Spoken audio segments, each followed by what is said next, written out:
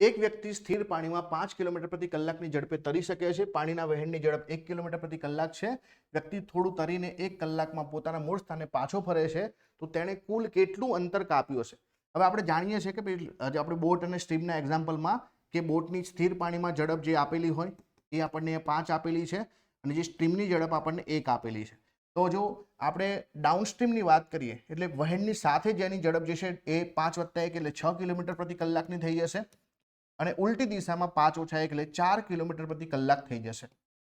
આનો મતલબ કે એ વ્યક્તિ વહેણની દિશામાં 6 કિલોમીટર પ્રતિ કલાક કાપી શકે જ્યારે ઉલટી દિશામાં 4 કિલોમીટર પ્રતિ કલાક કાપી શકે. ટોટલ આપણે કેટલા સમય સુધી જે છે તરવાનું છે? એક કલાક સુધી તરવાનું છે. માનો કે વ્યક્તિ જે છે આ જગ્યા પરથી આ જગ્યા પર જાય છે, x કિલોમીટર પહેલા જાય છે, x કિલોમીટર પાછો આવે છે, તો ટોટલ કેટલું અંતર થઈ ગયું?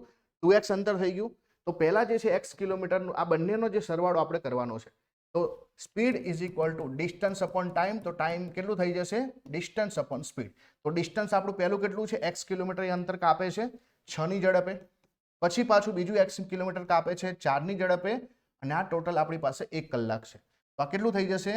4x + 6x બરાબર 6 × 24 થઈ જશે. તો આ 4 ને 6 10x બરાબર 24 થઈ જશે. તો x ની કિંમત આપણને 2.4 મળશે. તો ખરેખર આપણો જવાબ શું આવવો જોઈએ?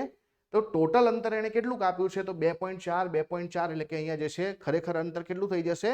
4.8 કિલોમીટર થઈ જશે. 4.8 કિલોમીટર થઈ જશે. તો એપ્રોક્સ અહીંયા કોઈ પણ આન્સર એટલો છે નહીં, તો આપણે 5 કિલોમીટરની આસપાસ જઈ શકીએ. જો 6 કિલોમીટર કલાકમાં બરાબર 4 કિલોમીટર કલાકમાં, તો 2 કલાકમાં ટોટલ 10 કિલોમીટર થશે. તો 1 કલાકમાં કેટલું થશે? 5 કિલોમીટર. તો એવી ગણતરી કરીને પણ તમે અહીંયા પહોંચી શકો. પણ ખરેખર આન્સર શું આવશે? ડબલ અંતર થશે તો કેટલું આવશે? 4.8 કિલોમીટર આવી શકે.